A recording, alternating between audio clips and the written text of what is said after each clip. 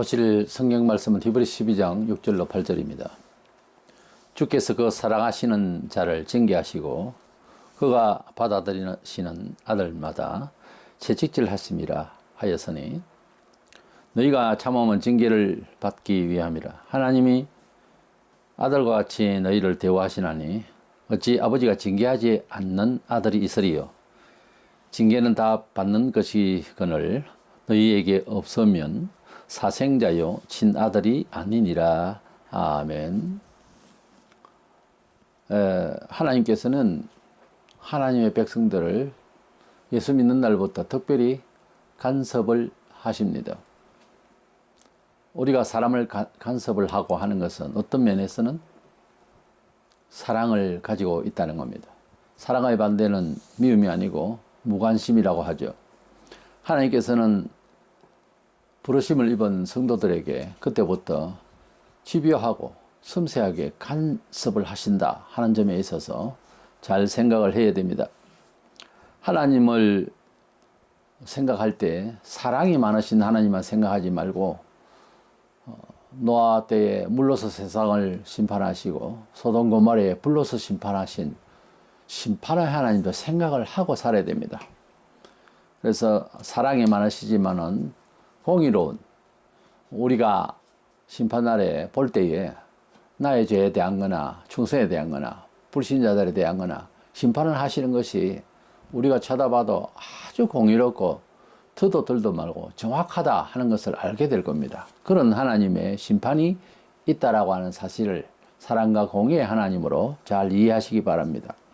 오늘은 교회에 나오는 신자를 우리가 교인이라고도 하고 또 우리가 하나님 앞에서 정말 거듭난 성도를 우리가 또 성도라 그렇게 말합니다. 우리가 보통스러운 말로서 교회 다니는 신자를 또 신자라 그렇게 말하기도 하는데 신자도 죄의 벌을 받는가 하는 이런 주제로 말씀을 나누고자 합니다. 먼저는 우리가 받은 영생신앙은 우리의 행위나 또 우리 도덕성 때문에 받았다가 없어지는 그런 것이 아니고 영원토록 하나님께서 구원해 주시기로 작정을 하셨습니다. 예수님을 구주로 믿는 그 믿음이 변치를 않는다는데 그 답이 있는 겁니다. 최근에 와서 많이 이 영생구원에 대해서 시비를 많이 하는데 이렇게 생각하면 됩니다. 우리가 영생이 있는지 없는지도 몰랐잖아요. 그리고 영생을 얻어야 된다, 속죄받아서 영생을 얻어야 된다, 지옥 가지 않고 천국을 가야 된다, 이런 걸 언제 연구를 했어요.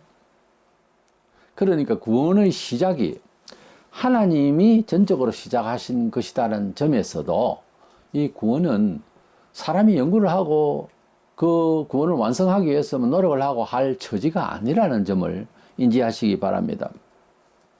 히브리 10장 12절에 그리스도는 죄를 위하여 한 영원한 제사를 드리시고 구약시대에는 죄 지을 때마다 또 국민적으로 또 때마다 하나님 앞에서 속죄 제물을 드리고 화목 제물을 드리고 이렇게 제사를 드려야 했었습니다. 반드시 죄를 지었으면 그 속죄하기 위해서는 피를 바치는 짐승의 피를 하다못해 새 한 마리라도 잡아서 드려야 되는 이런 일이 있었습니다. 그리고 제사를 드리고 난 뒤에 성전에 드리고 돌아갈 때에 죄를 안 짓느냐? 또 짓는 겁니다. 또 올라와야죠. 또 성전에 와서 또 제사를 드려야 돼요. 그래서 제사가 계속 반복되니까 사람은 또 꾀가 생겨서 형식으로 해버리는 그런 경우가 이제 발생을 하죠. 그 형식적인 제사를 할 것을 하나님이 그 제사 자체를 받으시려고 한 것이 아니고 마음을 받으시려고 한 거거든요. 그래서 그들이 목적업이 이제 생활의 내용이니까 거기에 뭐 양을 잡고 소를 잡고 이랬습니다만은 지금 우리가 살아가는 이런 세상에서 이제 자기가 가지고 있는 것 또는 좀 많이 이제 생활 보편화되어 있는 그런 걸 통해서 하나님은 또 어떻게 속죄하도록 그런 물건이나 또 짐승이나 그런 걸 가지고서 속죄하도록 했었을 것입니다.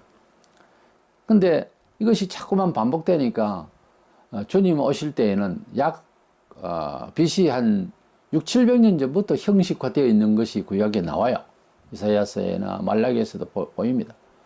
그런 상황이 계속되니까 제사가 무슨 하나님이 고기를 잡수려고 한 것도 아닌데 제사 드리는 게 너무 형식적으로 해서 그런 이제 세월이 한참 가다가 주님이 오셔서 제사를 1000번만 드려도 사람 목숨만 하겠어요? 그래서 주님께서 희생제물이 되셨는데 한 영원한 제사를 드리시고 주님 당신께서 우리의 영원한 제사물이 됐다 그 말입니다.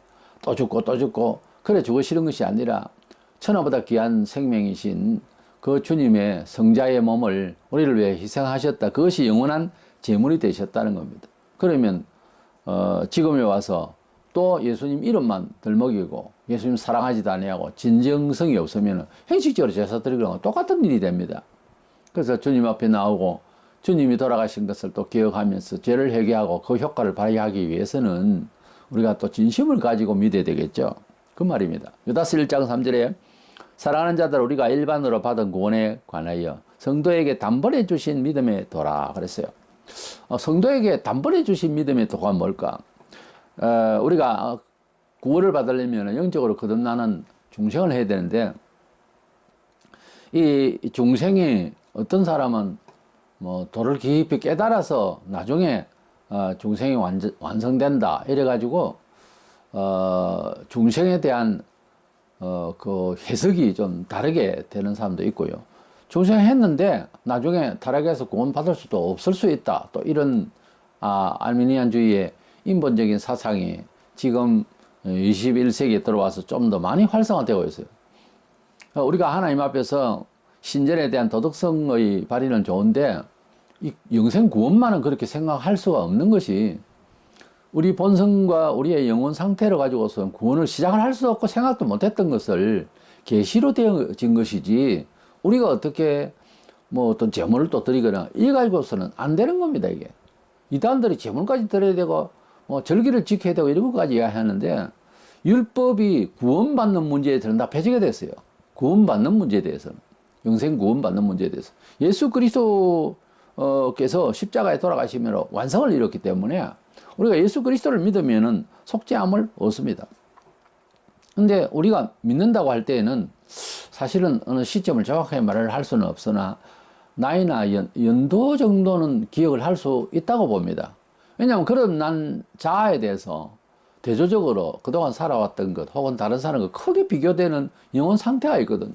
정체성이 있단 말이에요. 저는 1974년 10월 16일 수요일 날 예수를 믿었는데 요한복음 8장 44절로 48절에 거짓된 세상이라는 주제의 설교를 들었어요. 그때 그 설교가 기독교의 영적 세계를 확실히 알게 했습니다. 정확하게 말하면 그때 나는 믿었어요. 그 이후로 한 번도 의심을 안 했으니까요. 왜냐하면 우주관, 인생관 모든 것이 바뀌어버렸어요. 그때부터. 그렇지 않는 경우도 있지만은 그래도 어느 정도 몇 해 전에 은혜를 받아 그 이후로 예수를 믿었다 이런 정도는 돼야지. 그것도 모르고 있으면 교회를 나갈 수도 있어요. 생각이 강하게 이제 도전하는 것 때문에 버릴 수도 있습니다. 그러니까 예수님을 믿으려면 한 번은 확실한 변화가 있어야 되는 거예요. 마음속에. 자기 정체성의 큰 변화를 확실히 이루어야 됩니다. 이것은 사람의 뜻으로 안 돼요. 하나님 말씀을 듣고 죄를 회개하고 낮아질 때는 낮아지고 하는 그런 순간이 이어질 때 어느 날 이제 회개가 되어지고 크게 변화를 받을 수도 있고요. 어떤 사람은 갑자기 또 될 수도 있고요. 좀 사람마다 좀 다른데 어쨌든 한번 믿어지면 그 믿음은 내가 연구한 결과가 아니고 계시적이다 이 말이에요. 타의에 의해서 확실히 밀고 들어온 거기 때문에 이것이 구원은 사실 능동적인 것이 아니에요. 수동적인 거예요. 그래서 부르심을 입은 상태지 내가 달려간 상태가 아니에요. 그래서 우리 하나님께서 우리에게 주신 이 영생구원의 신앙은 한 번 주시면 영원히 가게 되어 있습니다. 하나님이 이런 영생의 기인이에요. 전부 다 뭐든지. 하나님께서 주신 성경책은 안 변해요. 자꾸 이걸 변조를 하려고 하면 안 되게 돼 있어요. 그럴수록 늪에 빠집니다. 그래서 하나님께서 주신 구원이기 때문에 에베소 2장 8절에 믿음은 선물이라고 그랬는데 바로 영생의 신앙, 특별히 영생의 신앙은 우리가 만든 것이 아니에요. 우리 의지로 작동된 것이 아니에요. 우리가 계리한 것도 아니에요. 의지적으로 된 것이 아니에요. 도덕성으로 완성을 이룬 것도 아니에요. 마치 육신이 출생을 한 번 하지 두 번 합니까?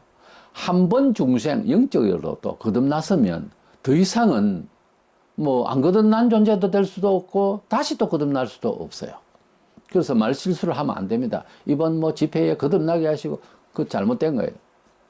그 용어가 본인은 새로운 변화를 주시옵소서 했는지 몰라도 용어를 잘 선택해야 됩니다. 우리는 거듭난다 하는 이 성경 표현은 세상에서도 써요. 이것은 한번 거듭나서 영원히 구원받는 영생신앙을 위한 영혼의 거듭남을, 재생됨을 말하는 것이지, 거듭남을 아무렇게나 좀 안 쓰면 좋겠어요. 영어가 주님께만 적합한 뭐 중보라든 이런 말을 그렇게 하면 안 됩니다. 사회인들의 뭐를 쓰더라도 삼위일체 그런 말도 사회에서 썼어요. 그러나 교회에서 하는 용어는 성부 성자 성령 삼위일체를 말하기 때문에 용어의 적합성을 생각하면서 단어를 사용해야 되겠습니다. 우리는 영생신앙은 단번에 얻은 것이지, 이것을 뭐 충성도를 쌓아서 인격을 배양하고 교회 교육을 잘 받아서 완성된 인격자 구원받는, 그게 아니고 단번에 주셨다 그랬잖아요. 그래서 중생은, 그리고 하나님에 대해서 인식은 단번에 되는 것이지, 많이 연구했기 때문에 많이 알 수는 있어요. 구체적으로 하시는 일이나 그분 인격에 대해서, 하나님에 대해서. 그거 말고 하나님 존재에 대해서, 영생에 대해서, 천국과 지옥에 대해서 한 번 들으면 다 그때부터 변치 않는 마음이 되어야 되는 거예요. 그게 이 성경에 말하는 단번에 주신 믿음이라는 뜻이죠. 예수님께서 땅에서의 마지막 만찬을 하실 때에 제자들의 발을 씻겨 주셨습니다. 그때 베드로가 이렇게 발을 씻어 주시려면 온몸을 씻어 주십시오. 그럴 때에 뭐 13장 10절에 예수께서 이르시되 이미 목욕한 자는 발밖에 씻을 필요가 없느니라. 온몸이 깨끗하니라. 너희가 깨끗하다는 아니니라. 온몸을 씻는다. 발밖에 씻을 필요 없다. 이게 뭔 말이죠? 온몸을 씻은 거는 어디 있어요, 성경에? 그거 안 나와요. 이 내용은 뭐 씻기는 씻었겠죠. 이 내용은 온몸을 씻는다는 것은 중생했다는 말이에요. 발밖에 씻을 필요가 없다. 그런 사람은, 그건 뭐 발은 매일 일마다 다릅니다만 샤워를 하고 뭐 발도 닦고 하겠죠. 그러나 샤워를 또 안 할 수도 있고 발만 닦을 수도 있잖아요. 일터에 와서. 발은 매일 걸어 다니는데 먼지도 묻고 하니까, 그 팔레스타인은 길 자체가 그 돌짝밭이고 그렇게 먼지도 있고 하니까 꼭 발을 씻고 그렇게 이제 들락거려야 되는 그런 환경적인 구조가 되어 있어요.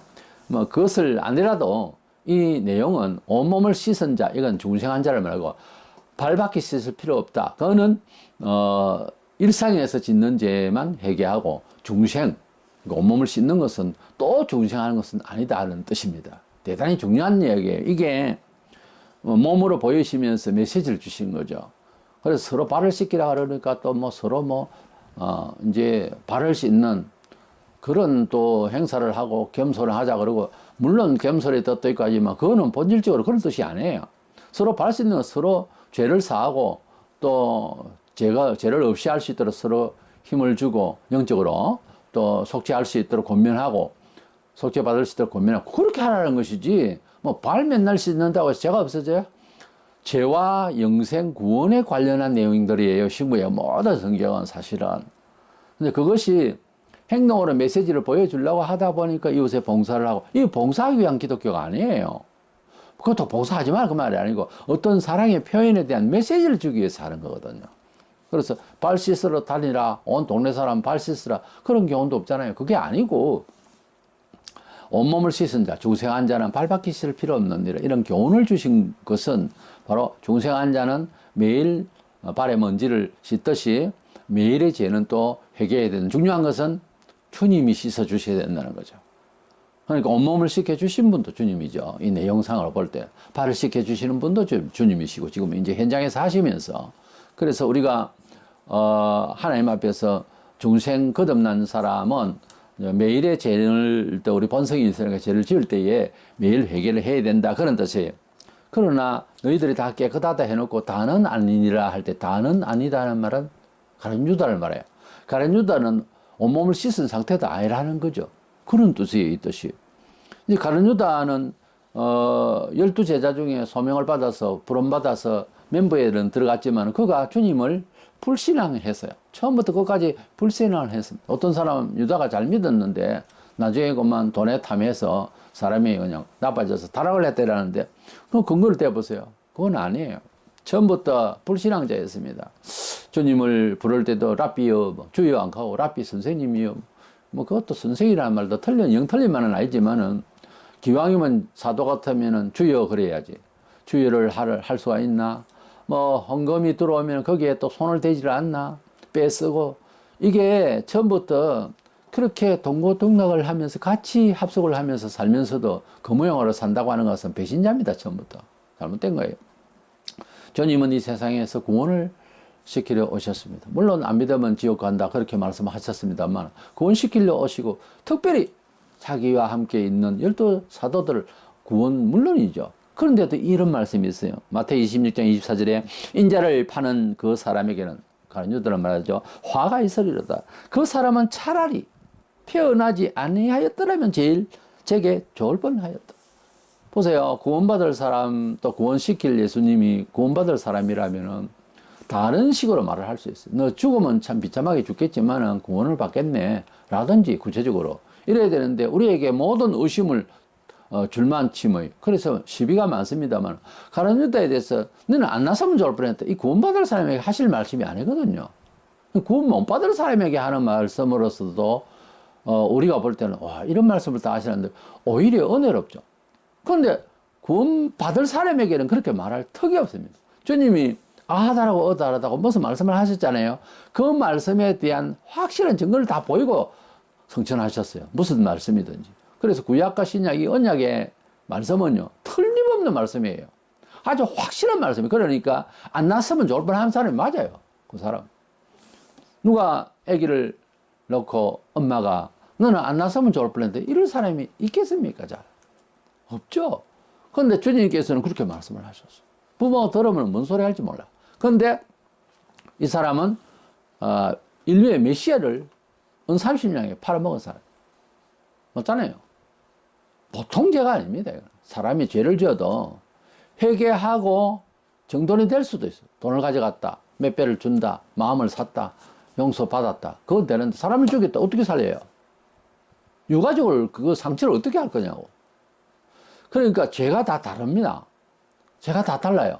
그래서 마땅히 죄는 안 지어야 되는데 죄를 지어도 너무 엄청난 죄를 짓고 나면 감당하기가 힘들어요. 회개를 하고 싶지. 근데 안 된다니까요. 잘못하면. 그래서 성도라도 하나님 사랑상 그러지 말고 죄를 안 짓도록 죄 짓는 어떤 일에 엮이지 말고 항상 조심해야 되는 거예요. 그래서 죄는 피하는 게 맞지 가서 도전하는 게 아닙니다.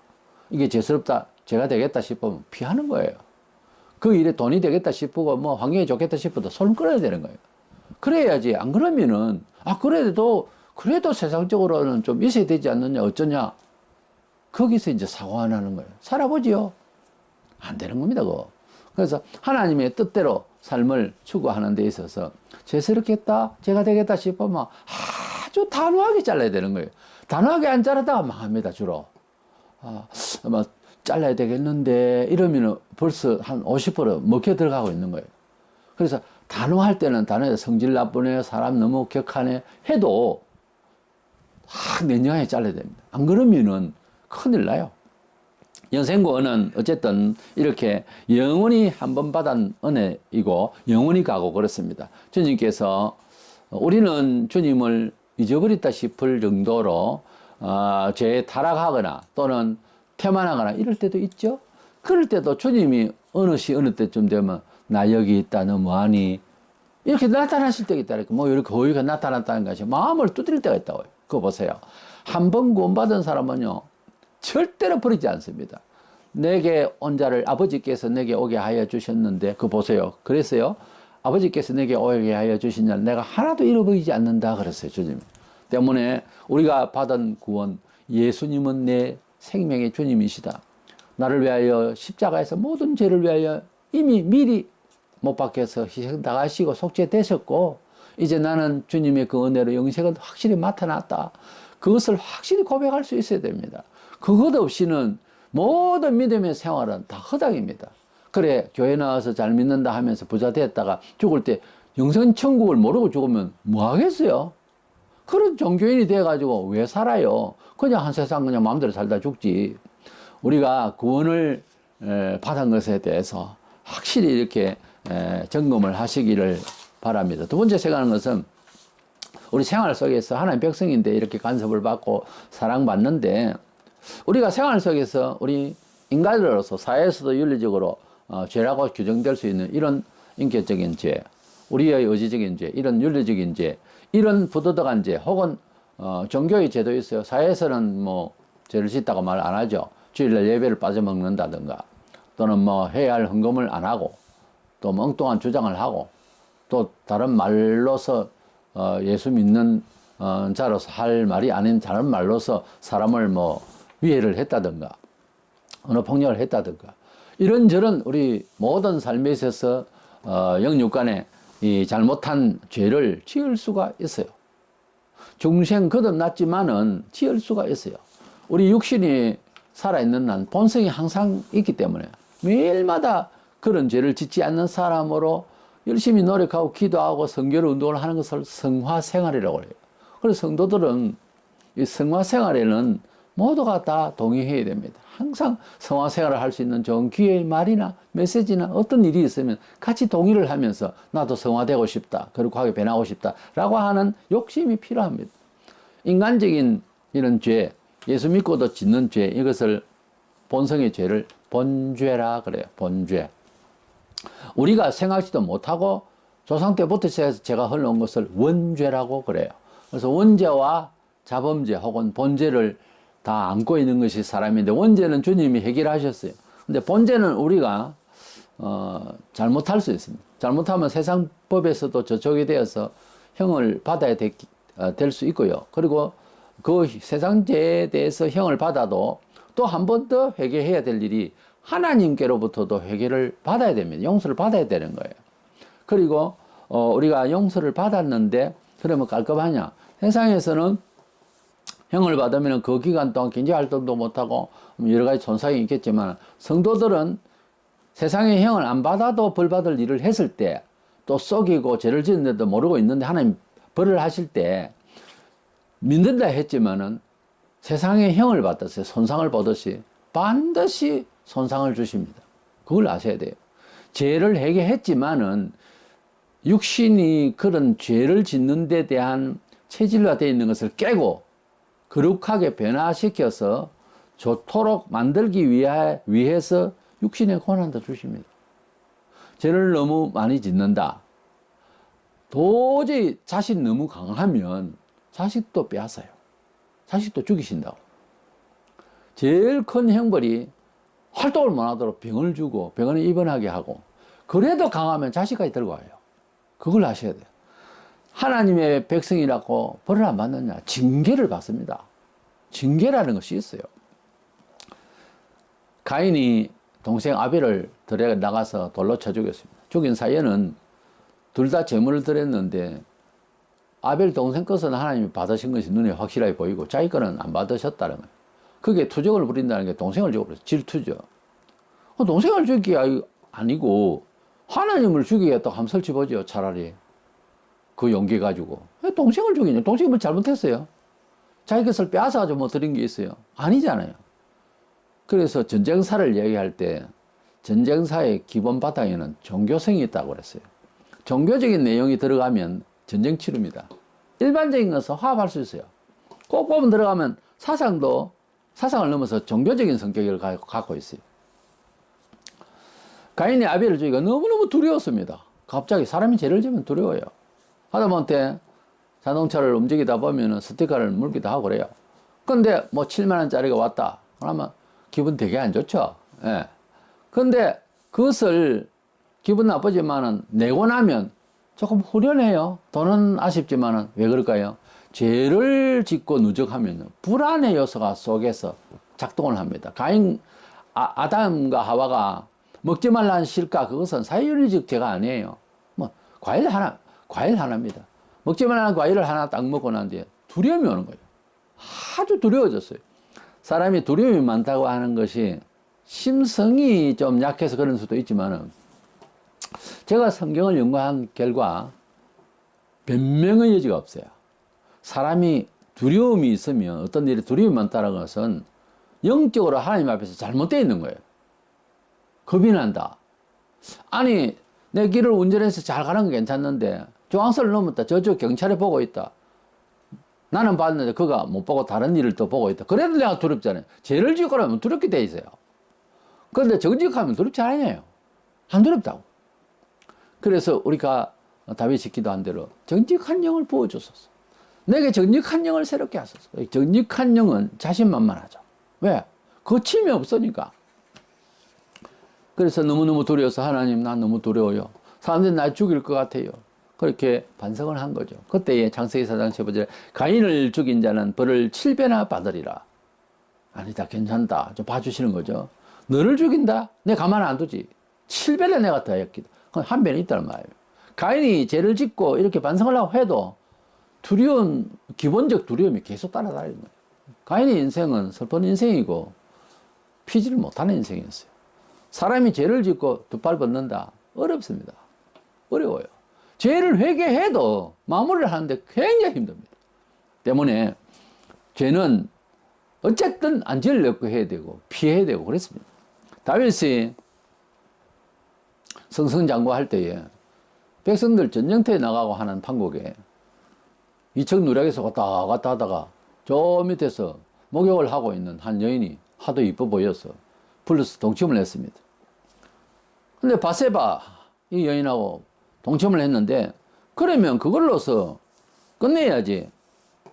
그 수하에 있는 충신 우리야 그 남편을 전쟁 제일 앞에 가도록 해가지고서 죽이기까지 했습니다.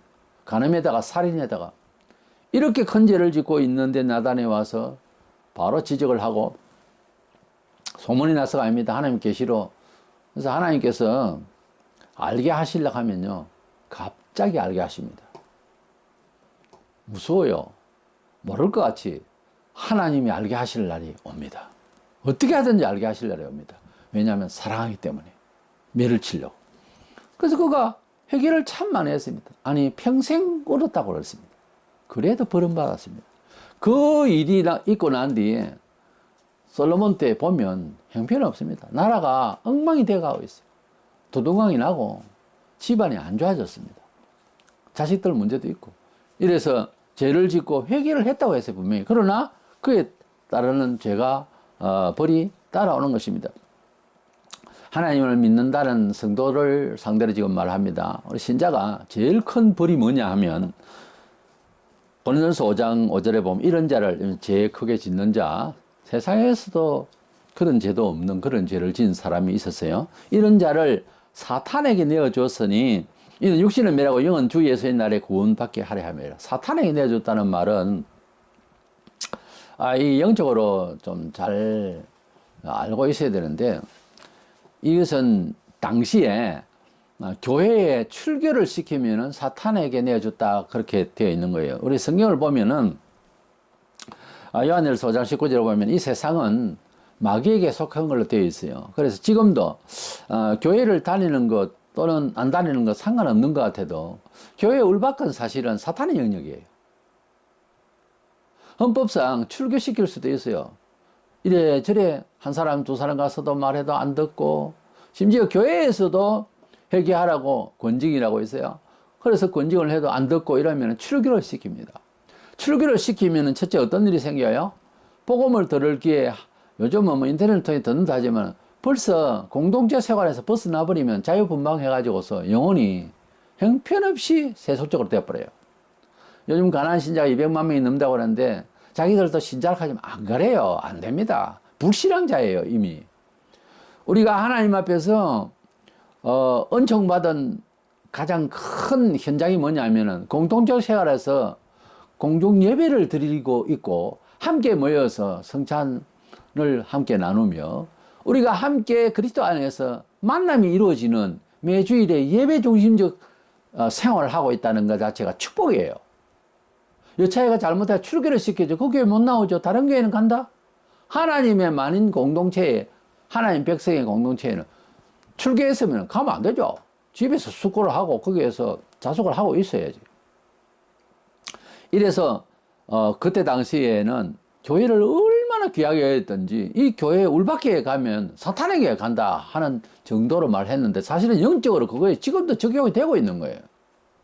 그래서 하나님 앞에 예배 중심적 공동체 생활을 못하게 되는 것은요, 그것은 뭐 가난 신자 되면 어때 싶어도 그것은요 사탄에게 버림받는 거예요.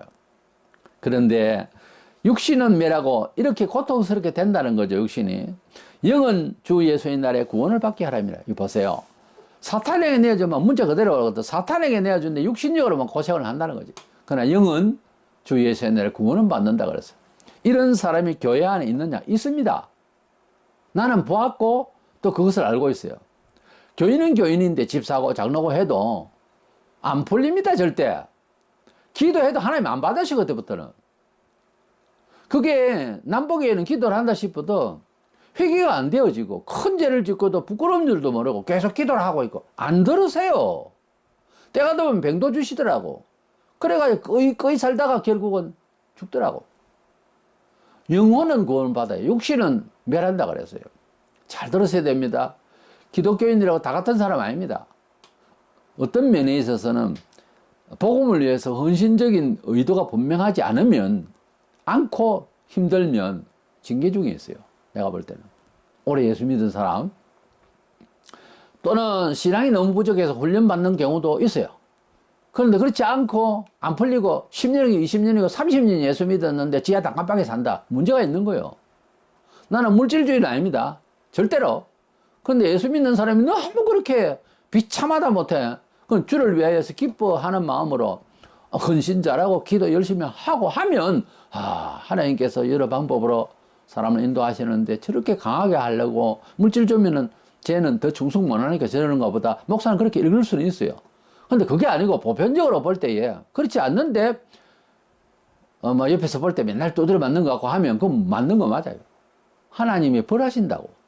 신자라도. 제일 무서운 것은 못 일어서는 거예요. 못 일어서는 거예요. 그런 순간까지 라인을 넘는 경우도 있다고요. 성경에 교육되어 있잖아요. 그것이 현장으로 말하자면은 법을 7일을 하면은 권징받아서 해결해야 되는 자숙 안 하고 하면은 출교를 시키는 거죠. 출교시키면 세상적으로 가겠죠. 뭐 다른 게 다른지 모르지만 일단 이 교회를 통해서 볼 때는 사탄에게 내어준 바 되는 거예요. 그래 되면은 아무것도 안 됩니다. 기도를 해도 안 되고 사업을 해도 안 되고 아무것도 안 된다고. 근데도 예수를 믿거든요. 이거 미칠 지경이죠. 본인도 알걸요, 그걸. 그러니까 철저히 회개해야 돼. 회개를 하려고 하면 철저히 해야 돼. 그리고 확실하게 공동체가 만든 법대로 순종을 해야 되는 거예요. 그래 안 하고 내 마음대로 한다? 굉장히 위험합니다.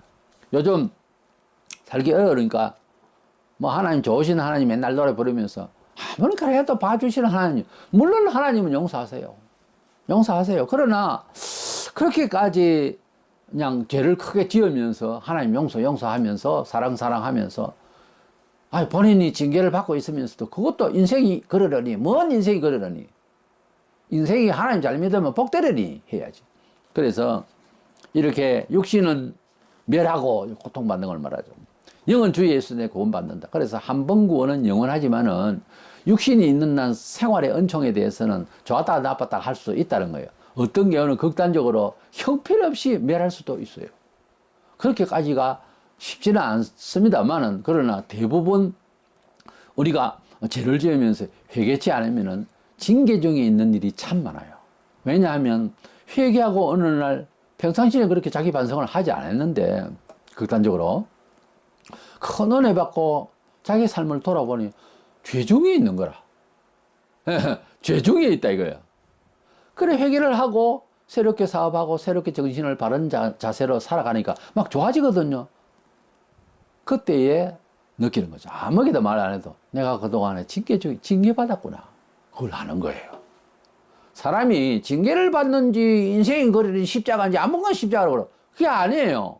징계인지 이게 벌인지 아니면 이게 불신앙인지 그 좀 구별해야 됩니다. 그리고 믿음으로 산다는 것은 말만 가지고 좋으신 하나님인데 좋은 거 아무것도 안 보이면 그 예수 잘 못 믿는 거예요. 맞잖아요. 그 이상 어떻게 변명할 거예요. 그래서 영생구원은 받겠죠. 예수를 구주로 믿으면. 그래 영생구원을 받은 사람이라도 죄를 거듭하고 너무 큰 죄를 지으면 형벌이 옵니다. 세상적으로도 형벌 받지만은 누가 동정한다고 되는 일 아니에요. 하나님은 그를 사랑하셔서 매를 칩니다. 그래서 죄는 벌이 반드시 했어요. 지옥 안 보낸다는 것 뿐이지 기독교인이라도 예수 믿어도 벌 받아요. 그리 알고 살으라고. 이래저래 투기하고 말이지. 온 세상 거짓말하고. 집 가지고 투기하는 것은 범죄입니다. 하박국 2장 9절에 재앙을 피하기 위하여 높은 데 깃들이려 하며 자기 집을 위하여 부당한 이익을 취하는 자에게 화 있을진즉. 아파트 피해 붙여가 투기하고 신고도 제대로 안 하고 엉망진창으로. 그러니까 아파트 값이 한참 올라갔잖아요. 투기를 하고 그 일조를 했다고. 많은 교인이 그러더라고. 나는 봤어요 그걸. 그렇게 투기하니까 사회가 엉망이 되는 거예요. 그 범죄를 저지르고 괜찮을 것 같습니까? 안 됩니다. 내가 직접 안 받으면 더 큰 아픔으로 자식에게 가는 거예요. 그걸 알고 죄를 안 짓도록 해야 됩니다.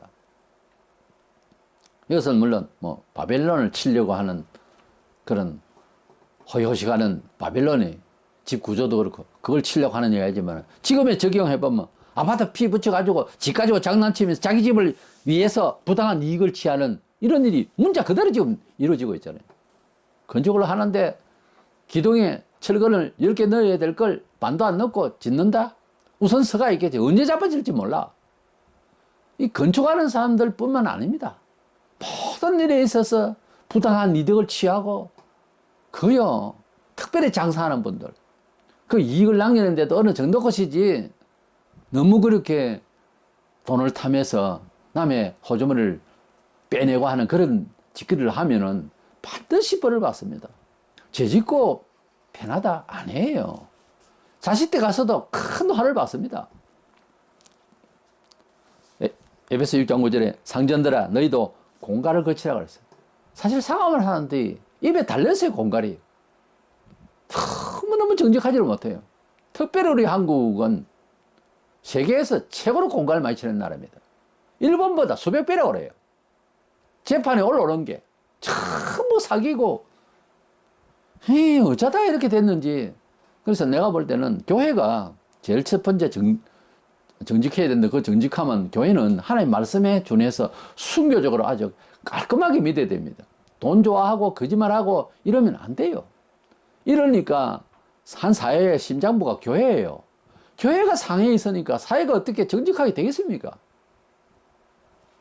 삶 속에서 우리는 예수 믿지만은 죄를 지을 가능성이 참 많고 이 마지막 시대에는 사회도 너무 더 악해져 있기 때문에 거기에 조직 사회 속에서 함께 말려 들어가는 경우가 허다합니다. 그때마다 회개해야 되는 거예요. 소래가 돼도 회개를 해야 돼요.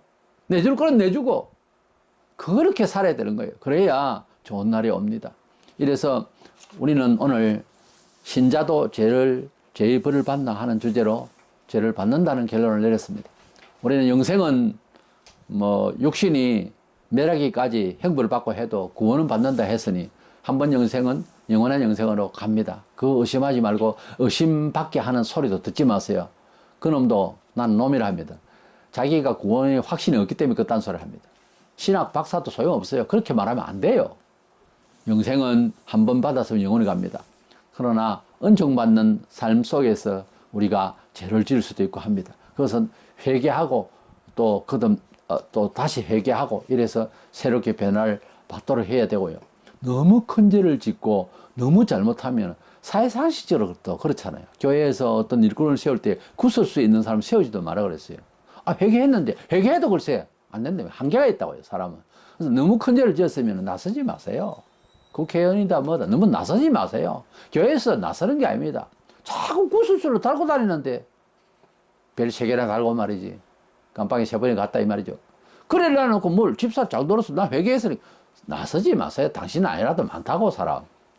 그러니까 우리가 죄에 대한 형벌이 있더라는 거죠. 개인적으로 지극히 다른 사람은 몰라도 삶이 크게 오차이 날 때는 회개하세요. 아니면 불신앙적이면 신앙적으로 돌리세요. 다 징계가 따릅니다. 이래서 언제나 우리 생활에 있어서 너무 감사하고 눈물 날 정도로 감격스러운 좋은 일만 생기려면은 영적으로 많이 노력해야 되는 거예요. 먼저는 하나님 말씀대로 살려고 노력해야 되고요. 사회 인간관계에 있어서도 최대한 선을 가지고서 이겨나가야 되는 거예요. 패배하라는 말이 아니고 선으로 감동시켜서 이겨나가야 되는 거예요. 그리고 공의롭게 잘 살도록, 남들에게는 그렇게 깐깐하게 할 건 없는데, 나 자신에게만은 깐깐하게, 정직하게, 공의롭게, 이웃에게 해를 끼치지 않은 범위에서 최선을 다하는 거예요. 그러면서도 남에게 기회가 있으면 바로 살면 복된다 해서 이렇게 사는 게 좋겠습니다 하는 정도죠. 네 잘못한다, 어떤다, 이런 소리만 하고 다닐 건 아니지만은. 하여튼, 죄에 대한 벌은 있다라고 하는 것을 불신자에게도 말해줄 만합니다. 죄에 대해서는 벌이 있어요. 권선징악을 이야기하자는 것이 아니고, 하나님의 백성이지만은 죄를 지으면 회개해도 그에 대한 육신의 체질화된 것을 털어내려고 하나님께서 칠 때가 있어요. 근데 그것이 너무 쌓이면은 되게 맞습니다. 그렇게 되지 않도록 항상 조심해서 좋은 날을 항상 받아서 이어나가기를 주의 이름으로 축원합니다.